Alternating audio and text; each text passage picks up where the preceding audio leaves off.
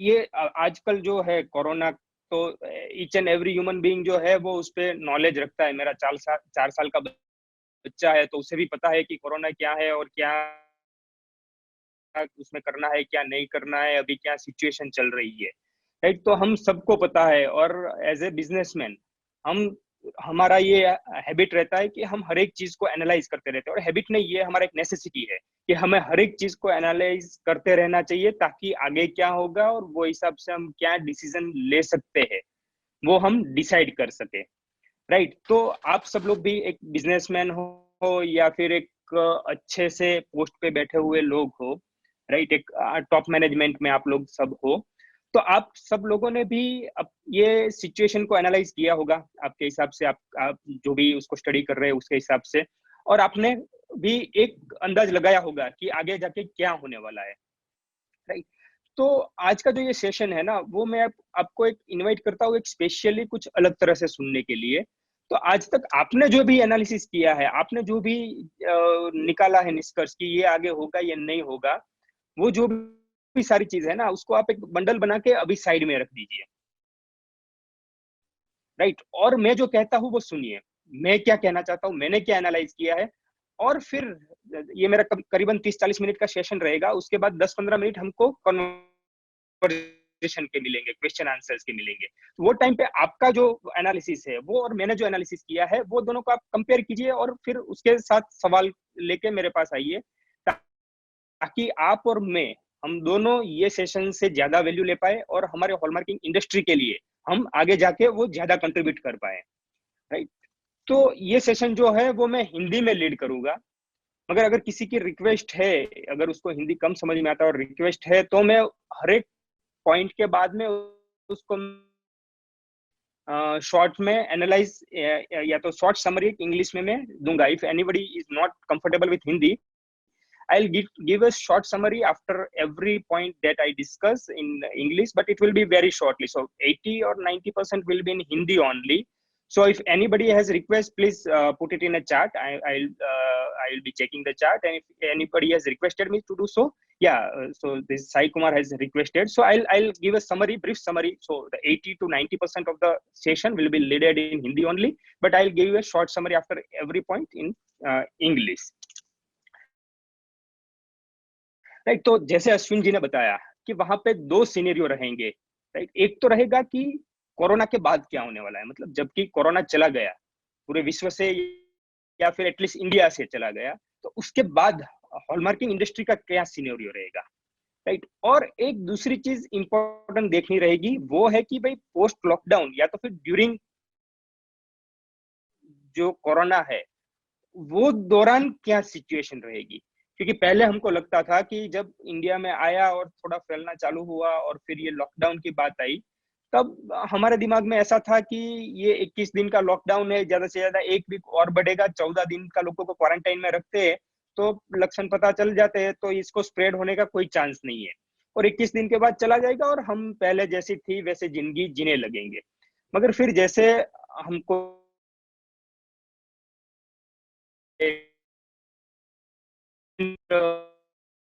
अभी जो सिचुएशन है वो पूरा अलग दिख रहा है।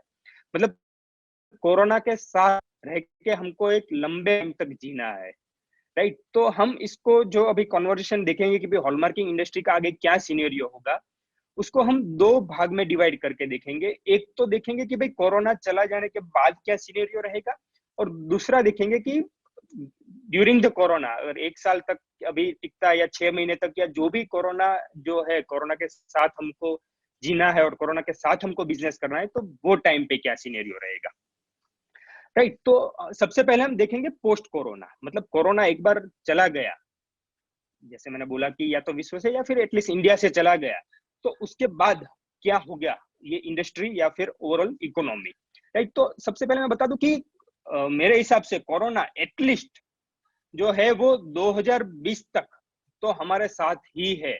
2021 में कितना साथ रहेगा वो एक कभी आगे जाके पता चलेगा, अभी से तो नहीं बता सकते, मगर 2020 तक तो हमारे साथ ही है, कोरोना के साथ ही जीना है।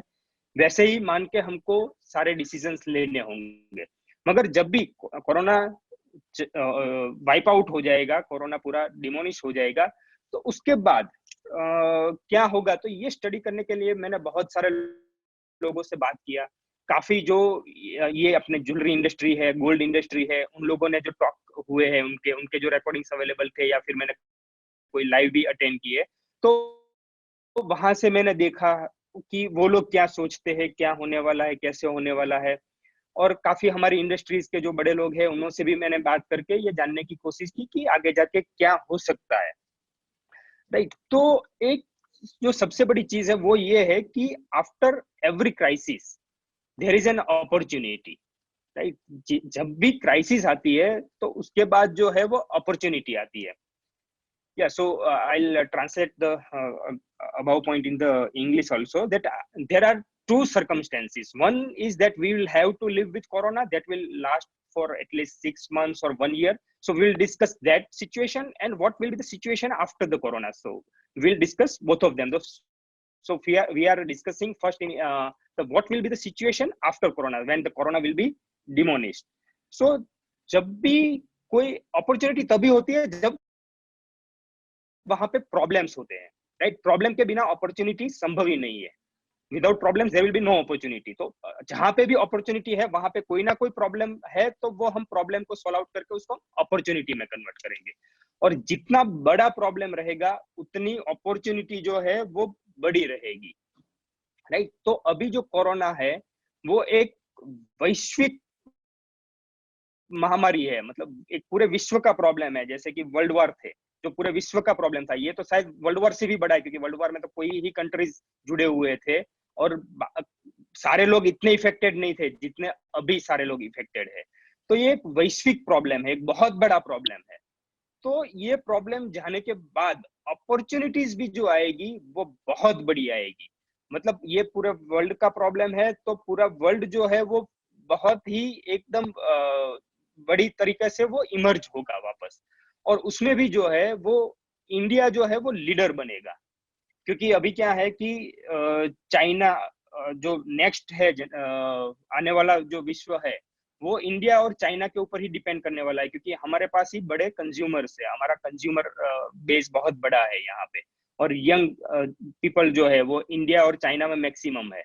और अभी जो ड्यू टू कोरोना पूरे विश्व में अगेंस्ट चाइना जो एक माइंडसेट बन रहा है, उसकी वजह से जो है वो इंडिया को बहुत बड़ा बेनिफिट मिलने वाला है। दूसरा ये है कि इंडिया का खुद का मार्केट बहुत बड़ा है। और ये ड्यू टू कोरोना जो है वो एक उसको हम बोलते हैं कि जो लोकल या तो फिर नेशनलिज्म वो हर एक कंट्री में बढ़ने वाला है। ऐसा नहीं कि इंडिया में, हर एक कंट्री में अपने नेशन के लिए जो प्यार है वो बढ़ने वाला है। लोग जो है वो लोकल आसपास में एक दूसरे के ऊपर डिपेंडेंट, जो मतलब ग्लोबलाइजेशन का जो सिचुएशन चल रहा था उससे थोड़ा अलग से सिचुएशन अभी इमर्ज होने वाला है। राइट, तो इंडिया में भी वो डेफिनेटली वो होने वाला है। इंडिया में बहुत काफी टाइम से पहले से भी चालू हो गया था कि भाई हम मेक इन इंडिया यूज करें, या फिर चाइना को जितना हो सके हम अवॉइड करें।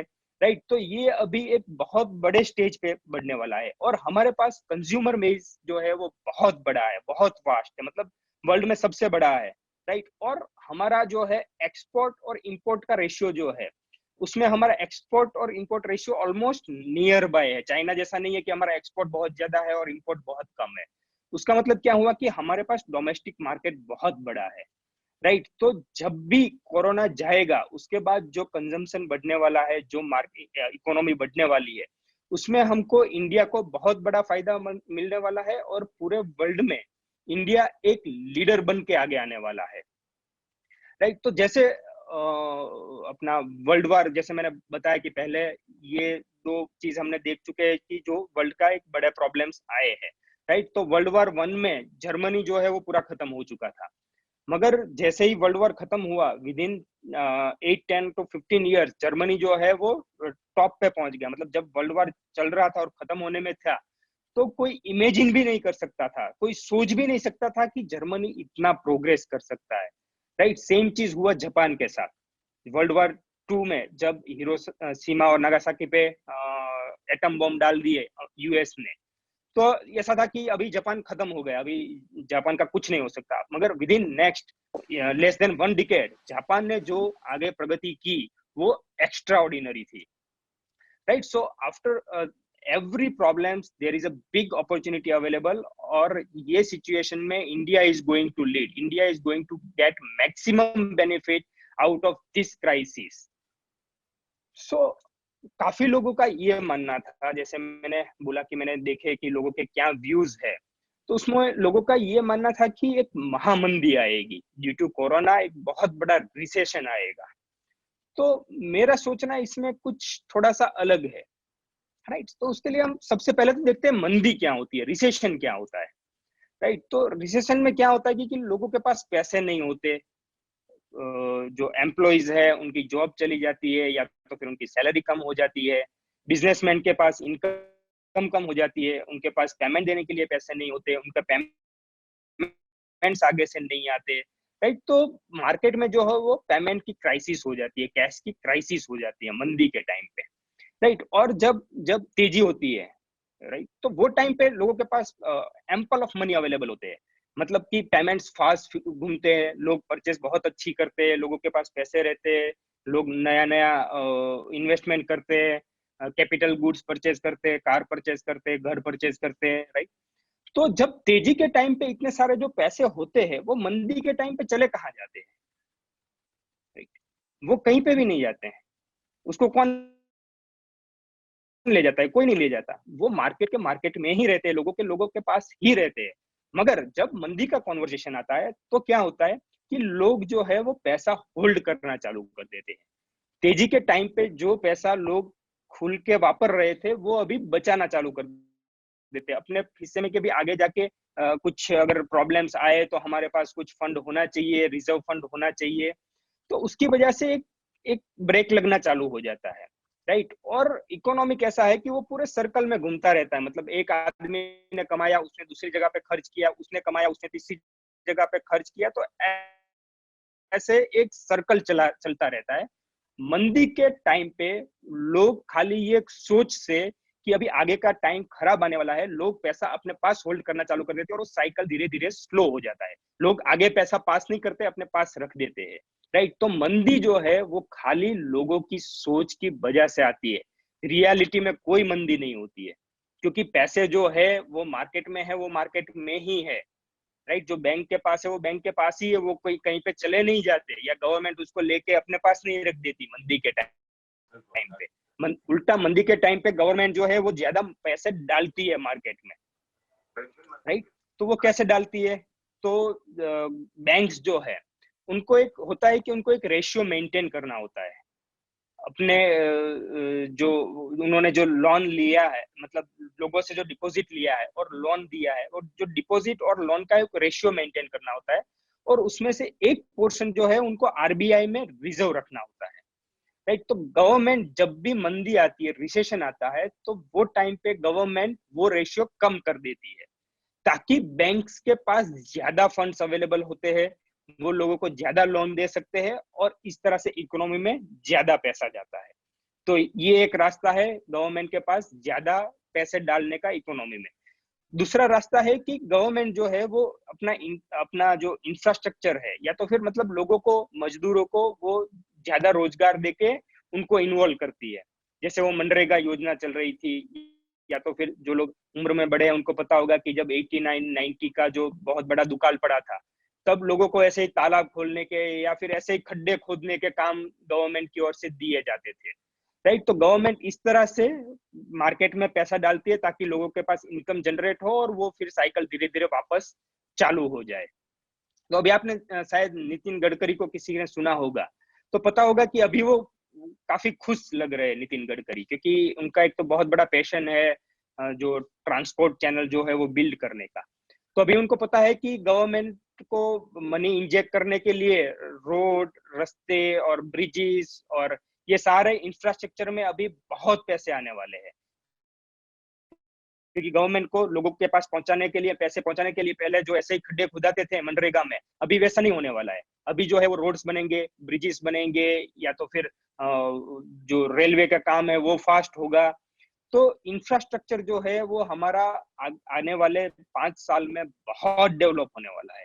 वो इतना डेवलप होगा कि हम डेवलपिंग कंट्रीज के कंपैरिजन में हम इंफ्रास्ट्रक्चर में पहुंच जाएंगे, और इससे भी बहुत बड़ा फायदा होगा हमारी इंडियन इकोनॉमी को, क्योंकि अब अभी इस पूरे वर्ल्ड की नजर जो है वो इंडिया पे है, और इंडिया का जब इंफ्रास्ट्रक्चर इतना फास्ट ग्रो होना चालू होगा तो और इन्वेस्टमेंट इंडिया में आने लगेगा।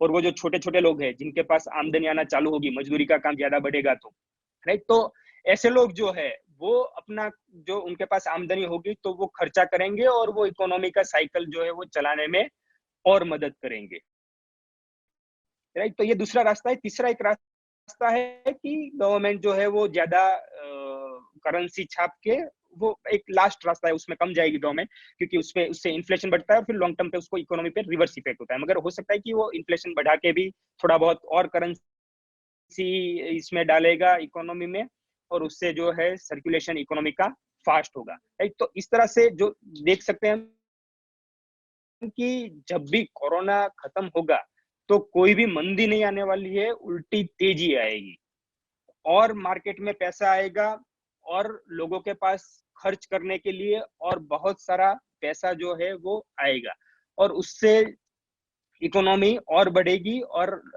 लोगों के धंधे और काम और बढ़ने वाले हैं जब कोरोना खत्म होगा तब, राइट। और जो है वो दुनिया पूरी कोरोना के बाद बदलने वाली है, अभी से बदलना चालू हो गई है, राइट। जैसे कि हमने कल देखा कि हमने गुजरात चैप्टर का हमने जो इलेक्शन है वो हमने ऑनलाइन कर दिया। ये कोरोना से पहले ऐसा पॉसिबल नहीं था, राइट। हमको मीटिंग भी अगर ऑनलाइन करनी होती ना तो बहुत दिक्कत आती, क्योंकि सब लोगों को ये टेक्नोलॉजी पता नहीं था। मगर अभी सब लोगों को ये टेक्नोलॉजी से इतने अवेयर हो गए, इतने यूज टू हो गए कि हमने कल जो है वो इलेक्शन ही पूरा हमारा ऑनलाइन आराम से हो गया, और अगर हम पर्सनली मिलते हैं उससे भी ज्यादा कन्वीनियंटली सब अपने घर पे बैठे बैठे आराम से कर दिया। तो ऐसे लोगों का जो है वे ऑफ लिविंग वो कोरोना की वजह से बिल्कुल चेंज होने वाला है, राइट। और लोग जो पहले जीते थे और वो कोरोना के बाद वो उनका जो लाइफस्टाइल है वो कंप्लीटली चेंज होगा। मगर उसमें भी काफी लोगों का मानना है कि वो जो लाइफस्टाइल चेंज होगा, लोगों का जो सोचना चेंज होगा, लोग अभी खर्च में, फिजूल खर्च में नहीं जाएंगे, क्योंकि घर पे बैठे बैठे लोगों को समझ में आया कि सोशल वैल्यूज क्या है, और ये खाली फिजूल के खर्चे जो खाली दिखाने के लिए होते हैं वो कोई काम के नहीं है, राइट। और जो बड़े फंक्शंस है वो भी होना कम होंगे। मैरिजेस जो पहले जो शो ऑफ के लिए जो बड़े बड़े मैरिजेस होते थे वो भी अभी एक कल्चरल चेंज आएगा, उसमें भी शायद हो सकता है कि बहुत वो कम होने लगेंगे, राइट। तो लोगों का ऐसा मानना है कि ये सारे जो चेंजेस आने वाले हैं उसकी वजह से गोल्ड इंडस्ट्री को एक नेगेटिव इम्पैक्ट मिलेगा, कि लोग गोल्ड में खर्च करना कम कर देंगे। अभी इसमें मेरा भी अलग मानना है इसमें भी, कि ऐसा नहीं होने वाला है। गोल्ड के ऊपर लोगों का ट्रस्ट और बढ़ने वाला है, और गोल्ड का मार्केट जो है जो पहले ग्रोथ में था वैसे ही ग्रोथ में रहने वाला है। तो मैं ऐसा क्यों सोचता हूँ कि राइट, लोगों की परचेसिंग पैटर्न चेंज होने वाली है। लोग पहले जो परचेस करते थे वो परचेस नहीं करेंगे, उनका स्टाइल चेंज होने वाला है डेफिनेटली। पूरा वर्ल्ड चेंज होने वाला है, मतलब कि जैसे कि पहले ये कोरोना के पहले की दुनिया थी और ये कोरोना के बाद की दुनिया, राइट। तो वो चेंज होने ही वाला है। मगर ये जो चेंज है ना वो किस तरह से आएगा कि लोग इन्वेस्टमेंट पे ज्यादा बिलीव करने लगेंगे, सेविंग्स पे ज्यादा बिलीव करने लगेंगे। लोग पहले सेविंग के लिए पैसा निकालेंगे, और बाद में जो बचता है उसमें भी पहले नेसेसिटी वाली चीजों के लिए निकालेंगे, और उसके बाद जो बचता है वो मनोरंजन या तो फिर जो भी बाकी चीजें हैं उसके लिए पैसा निकलेगा, राइट। मगर लोग क्या सोचते हैं, हमारी ज्वेलरी इंडस्ट्री के ज्यादातर लोग, कि हमारा गोल्ड इंडस्ट्री जो है वो जो है वो लास्ट में आता है, कि लोग इसको एज ए फैशन या तो फिर एज ए शो ऑफ जो है वो उसको देखते हैं। मगर नहीं, ये फैशन या शो ऑफ के लिए ही सिर्फ अगर गोल्ड इंडस्ट्री चलती होती तो ये इतनी बड़ी इंडस्ट्री कभी नहीं हो पाती। गोल्ड में लोगों का, या गोल्ड ज्वेलरी में लोग इसलिए इतने पैसे डालते हैं कि लोग गोल्ड को एज एन इन्वेस्टमेंट देखते हैं, राइट। अगर मेरी बेटी है और उसको रिंग चाहिए, तो वो उसको 50,000 की रिंग मैं ऐसे ही नहीं लेके दूंगा खाली शौक के खातिर या तो फिर खाली दिखावे के खातिर। मगर मुझे पता है कि वो 50,000 की रिंग 5 साल के या 10 साल के बाद वो जब बेचने जाएंगे तो उसमें से 1 लाख रुपए मिलने वाले हैं, राइट। सो ये एक इन्वेस्टमेंट है, और इन्वेस्टमेंट है वो मुझे पता है। भले ही मैं लोगों को बोलूंगा कि मेरे बेटी को शौक था इसलिए मैंने उसको 50,000 की रिंग ले दी, मगर मेरे बैक ऑफ द माइंड क्या रहेगा कि ये 50,000 की चीज मुझे कल जाके 1 लाख रुपया देने वाली। अगर वो 50,000 की चीज 0 रुपीज हो जाने वाली होती तो मैं वो रिंग कभी नहीं लेता, राइट। तो उसमें एक इन्वेस्टमेंट का बहुत बड़ा जो है गोल्ड के पीछे वो कॉन्टेक्स्ट रहता है, तब जाके हमारी ये इंडस्ट्री जो है वो इतनी ग्रो हुई है। और जो आगे जाके इन्वेस्टमेंट्स बढ़ने वाले हैं, राइट। मगर उसमें भी लोगों को अभी ये पता चलेगा कि जब सही में लोगों को जरूरत होती है तब गोल्ड उसको जवाब देता है, राइट। जब जब मतलब मार्केट तेजी में है, सब कुछ अच्छा चल रहा है, तब मेरी इनकम बहुत अच्छी है, तब जो गोल्ड है वो उस गोल्ड का रेट डाउन है, राइट। और बाकी जो सारे है मतलब स्टॉक मार्केट है या तो फिर हम रियल एस्टेट में इन्वेस्टमेंट गिन ले तो वो सब महंगे है। तो वो टाइम पे इन्वेस्टमेंट महंगा पड़ता है जब मेरे पास पैसे अच्छे हैं, राइट। मगर गोल्ड वो टाइम पे डाउन रहता है। और जब भी दुनिया में कुछ दिक्कतें आती है, जैसे कोई वॉर होती है या तो फिर ये जैसे अभी कोरोना वायरस आ गया, वैसे कुछ भी दुनिया में प्रॉब्लम्स आते हैं तब सारे मार्केट्स टूटते हैं। मतलब कि वो टाइम पे उस सारी चीजों में रिटर्न कम होते हैं। मगर गोल्ड जब भी बाकी सारे प्रॉब्लम्स आते हैं और बाकी सारी इकोनॉमी डाउन होती है, जब मेरी नौकरी चली गई है या फिर जब मेरे धंधे में प्रॉफिट नहीं है या फिर जब सही में मुझे पैसों की जरूरत होती है, ऐसे जब सिचुएशन आती है वो टाइम पे गोल्ड अप होता है, राइट। जैसे अभी जो है वो गोल्ड अप है, बाकी सारे मार्केट्स टूटे हुए हैं, तो लोगों को अभी गोल्ड में अच्छा रिटर्न मिलेगा, राइट। और अभी रियल एस्टेट या ऐसी कोई चीज है तो उसको बेचना भी दिक्कत वाली बात है, या तो फिर बेचने भी जाएंगे तो बहुत कम पैसे मिलेंगे। उसकी जगह पे गोल्ड को बेचना इजी है और उसमें अभी अच्छा रिटर्न मिलेगा। तो लोगों को जो सेविंग करने का अभी आगे आगे जाके जो लोगों की परचेसिंग पैटर्न चेंज होने वाली है, उसमें सेविंग सबसे सबसे फर्स्ट आएगा। और उसमें जो गोल्ड का प्रोपोर्शन है वो और बढ़ेगा। पहले लोग जितना गोल्ड में इन्वेस्ट करते थे, अभी वो प्रोपोर्शनेट गोल्ड में इन्वेस्ट होने का और बढ़ने वाला है। तो जब ये गोल्ड में और प्रोपोर्शन बढ़ेगा तो डेफिनेटली हमारे पास और काम आने वाला है। दूसरा जो एक बहुत बड़ा चेंज आने वाला है ये कोरोना की वजह से, वो ये है कि लोग बड़े सिटीज से मतलब 2 टायर सिटीज 3 टायर सिटीज का अट्रैक्शन बढ़ेगा, टाउन्स का अट्रैक्शन बढ़ेगा, वर्क फ्रॉम होम कल्चर बढ़ेगा, विलेजेस में भी लोग ज्यादा पावरफुल होने लगेंगे और विलेजेस में ज्यादा लोग रहने लगेंगे, और कल्चर के साइड वो ज्यादा अट्रैक्ट होंगे। मतलब कल्चरल चीजें अभी आप मैंने भी नोटिस किया है कि मेरे घर पे मतलब जो आफ्टर कोरोना है तो वो लोगों का थिंकिंग, मेरा भी थिंकिंग वो चेंज हो रहा है। अभी लोग एक दूसरे के साथ ज्यादा कनेक्ट हो रहे हैं, बच्चे जो है वो ग्रैंड पेरेंट्स के साथ, ग्रैंड पेरेंट्स जो है वो बच्चों के साथ ज्यादा कनेक्ट हो रहे हैं। तो इससे कल्चरल वैल्यूज बढ़ने वाली है, और जैसे ही ये कल्चरल वैल्यूज बढ़ेगी वैसे भी गोल्ड में इन्वेस्टमेंट और बढ़ने वाला है। मतलब इन शॉर्ट जब भी कोरोना खत्म होगा तब हमारी इंडस्ट्री को और इंडिया को और ओवरऑल इकोनॉमी को एक बहुत बड़ा बूस्ट मिलने वाला है। मगर ये जो कोरोना है वो जैसे मैंने पहले बताया वो जल्दी खत्म होने वाला नहीं है, राइट। तो हमारे लिए अगर ये सारा जो अच्छा अच्छा दिख रहा है, अगर उसका हमको एडवांटेज लेना है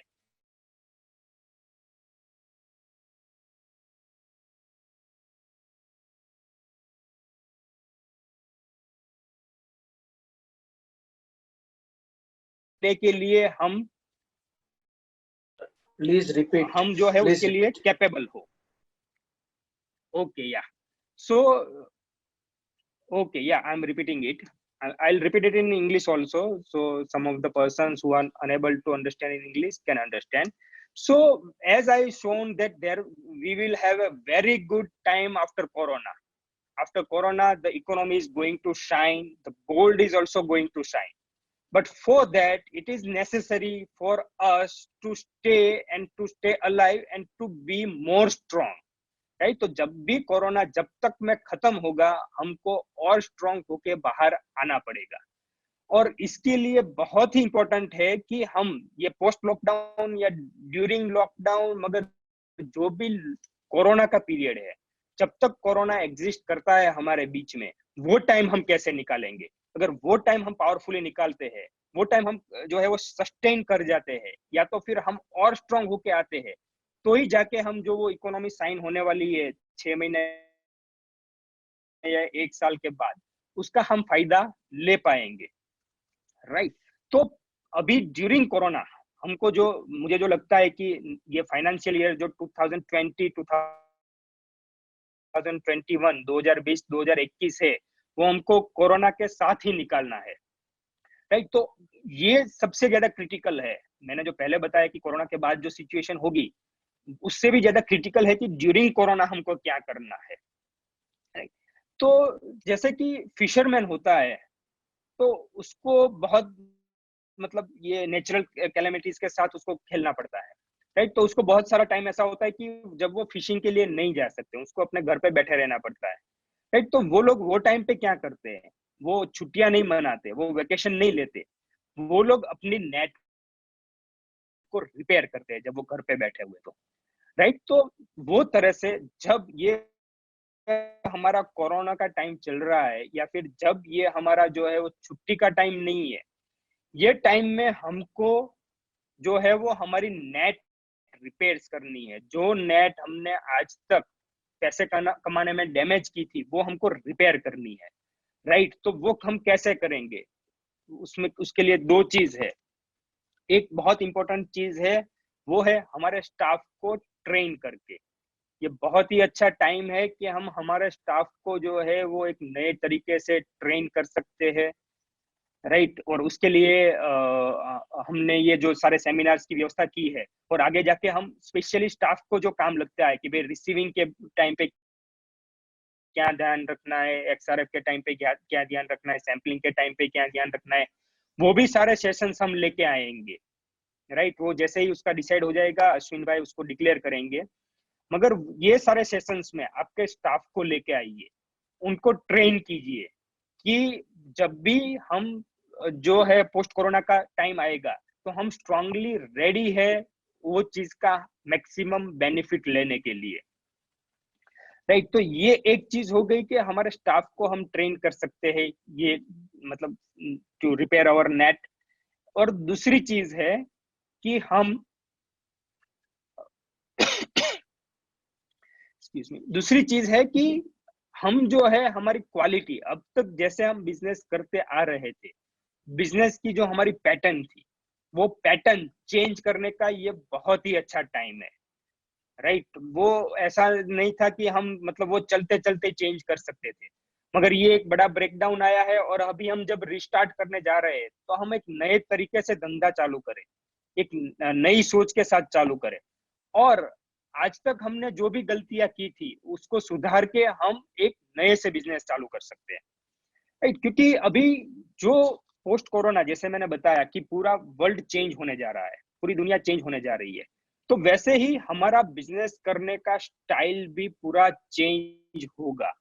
ड्यूरिंग कोरोना जो है वो तो एकदम से चेंज होगा।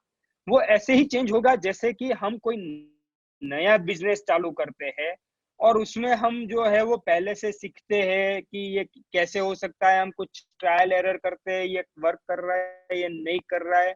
तो वैसे ही हमको हमारे बिजनेस में, जैसे हम नया बिजनेस चालू कर रहे हैं, वैसे ही हमको चालू करना पड़ेगा।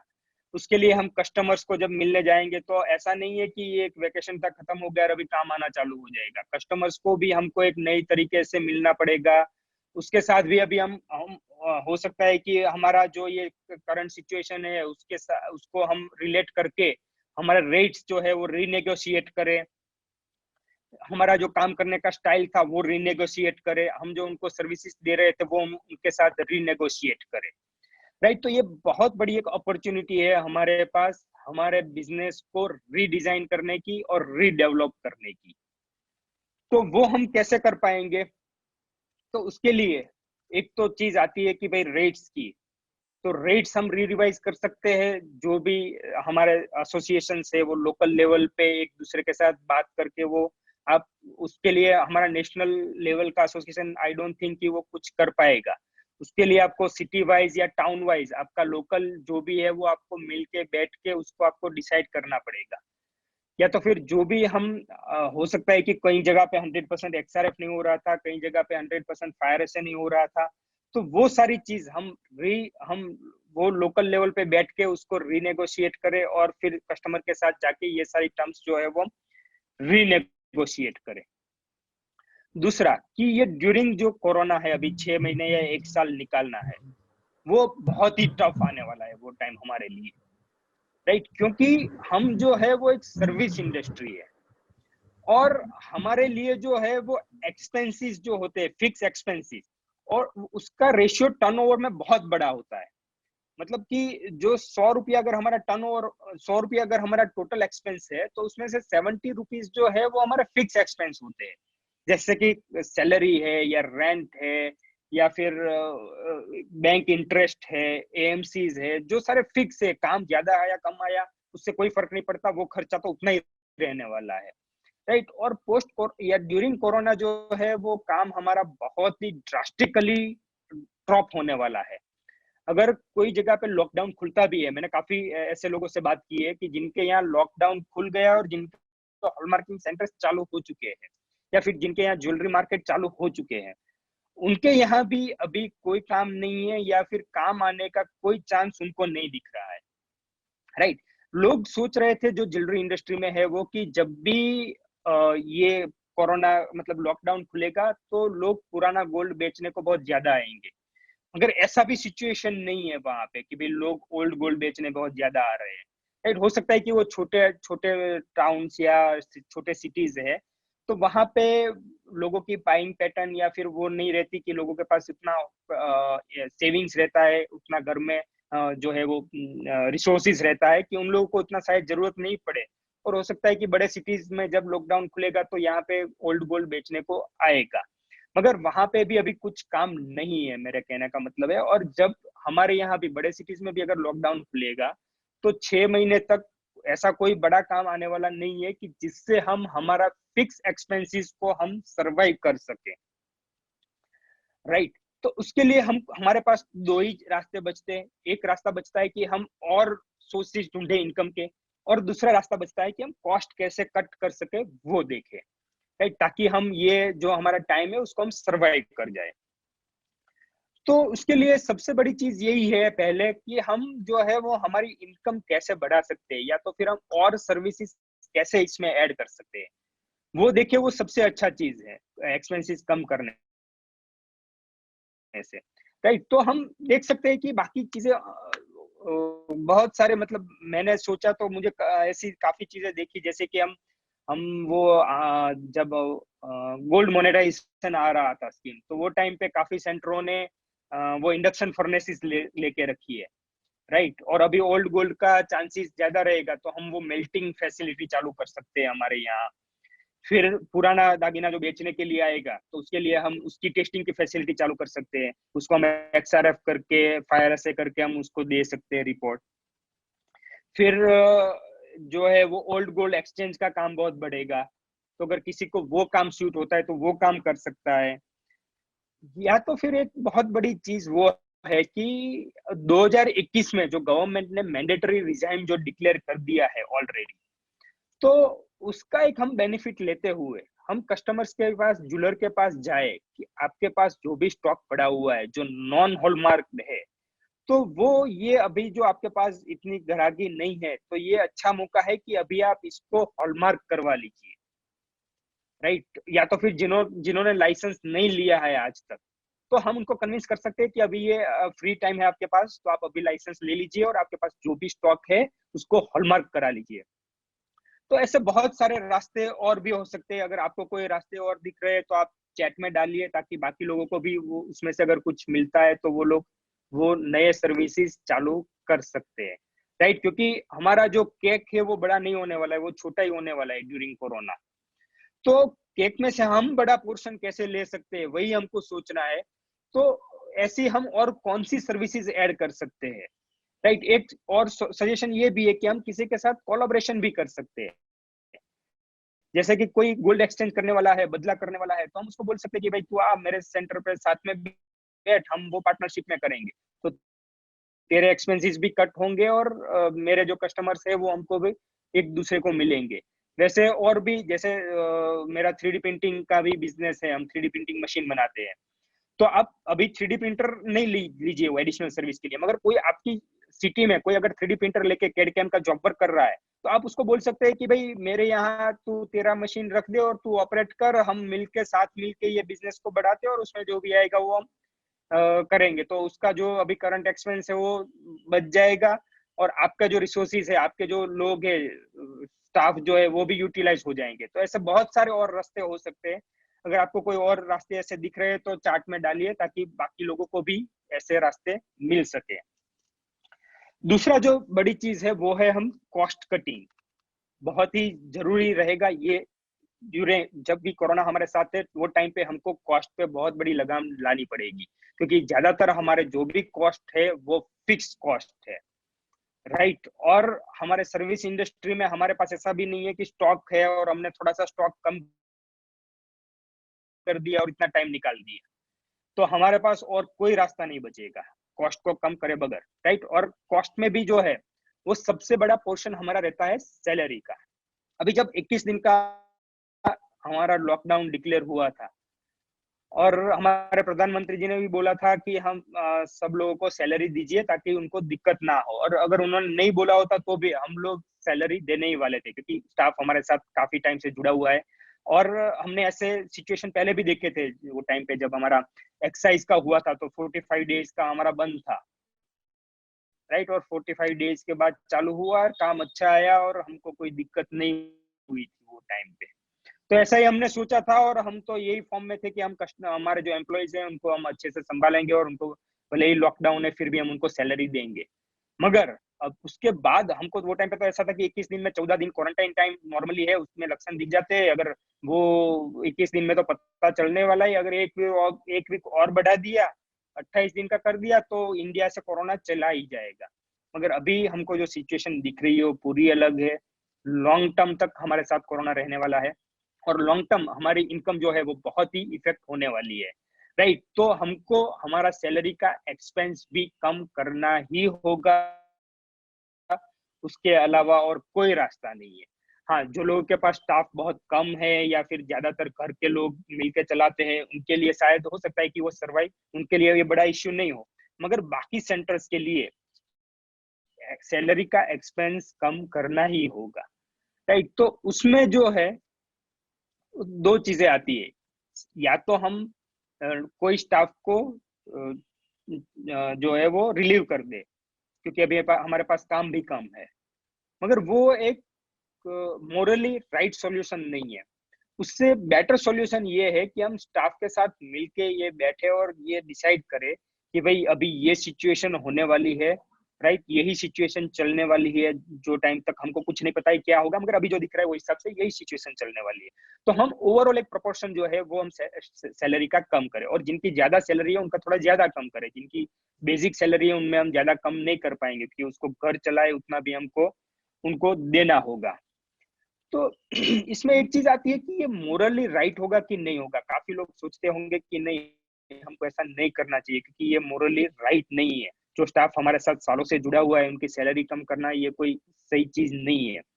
मगर ये ड्यूरिंग कोरोना जो है वो बहुत सारी चीजें जैसे चेंज हुई है, वैसे ये भी चेंज हुआ है कि लोगों का कॉस्ट ऑफ लिविंग बहुत डाउन गया है, राइट? अभी लोगों के खर्चे बहुत कम है, और वो आगे वाले कुछ महीनों में भी बहुत कम रहने वाले हैं, राइट? तो वो हिसाब से भी लोगों की अगर सैलरी थोड़ी कम होगी तो उतना बड़ा लोगों को इफेक्ट उसका नहीं होने वाला है, राइट? और दूसरी चीज है कि जब ये टाइम पे सब लोग सफर कर रहे हैं इनकम का।